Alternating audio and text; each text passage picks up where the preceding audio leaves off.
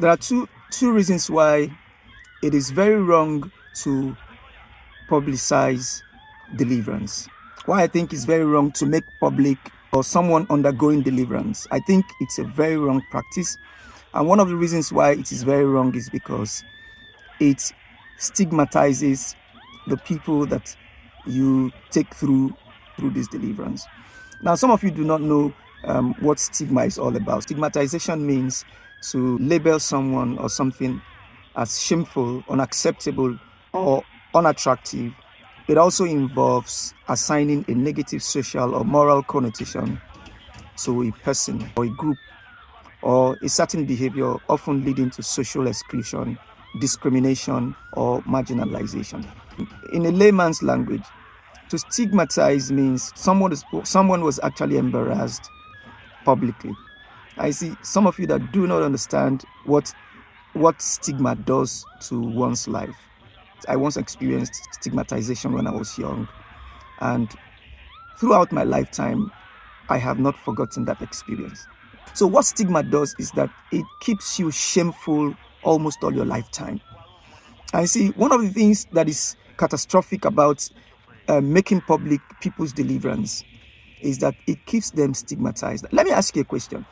If you are a young man, you want to get married to someone, and then you take the person to a church, and then all of a sudden they start conducting a deliverance on that person or that lady. The lady begins to roll on the floor like a snake, and then she eventually confesses that she is a snake and she has killed many people. And then in the eyes of almost everyone in the church, you as a young man, are you going to go ahead to marry that girl? Ask yourself that question. Are you going to go ahead to marry that girl?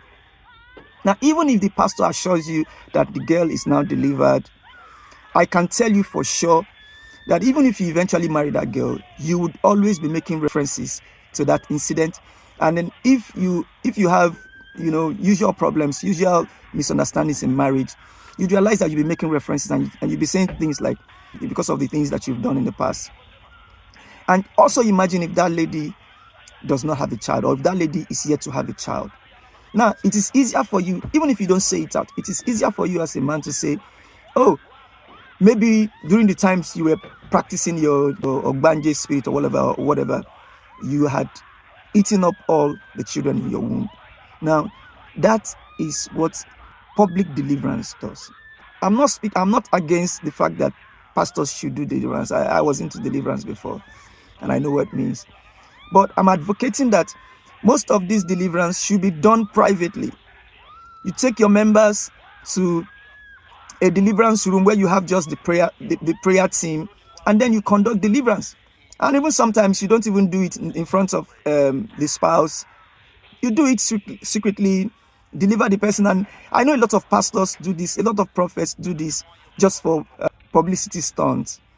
They want growth. You want people to believe that you're powerful. You can cast out demons and all of that. I'm not against when you pray for people in the public and something happens. But I'm saying, if there's going to be that thorough deliverance, if there's going to be that deliverance where it's going to take you a while to pray for that person, it should be done in your prayer room or somewhere in the prayer department where you have just the prayer warriors, and then you conduct that deliverance. And then if the person has to say some things or confess some things while the deliverance is going on, it's normal that you have to keep those things private.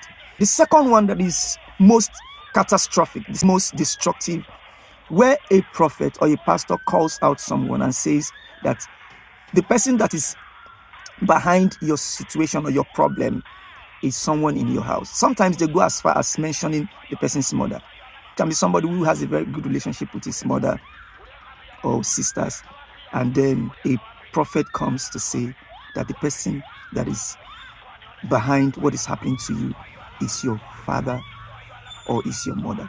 The moment you do that, or what you do that moment, is that you set the entire family into an endless, unreasonable, and unsolvable catastrophe. That's what happens to the family. So when you tell a member that the reason why he's having issues, someone in his family is behind that, what you do at that moment is that you have set the entire family ablaze. You have set a confusion, an endless confusion, that person is going to keep looking for, or is going to have enemies unreasonably. I think that is not proper. I think that's not proper. So two things I mentioned: making public deliverance, and then making prophecies, telling people who has. I'm not against you having the word of wisdom. I'm not against you. There are people with gifts of word of wisdom. I have the gift of word of wisdom. I have the gift of word of knowledge. I have the gift of prophecy too. I have the gift of dreams. But there are some information that you don't give in the public. There are some information you have to call the people and tell them one-on-one. There are some prayers of deliverance that you don't do in the face of everyone.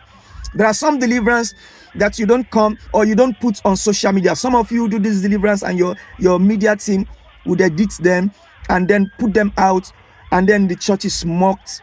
The reason why the church is going through a lot of mockery is because of some very funny, uncultured people in the church.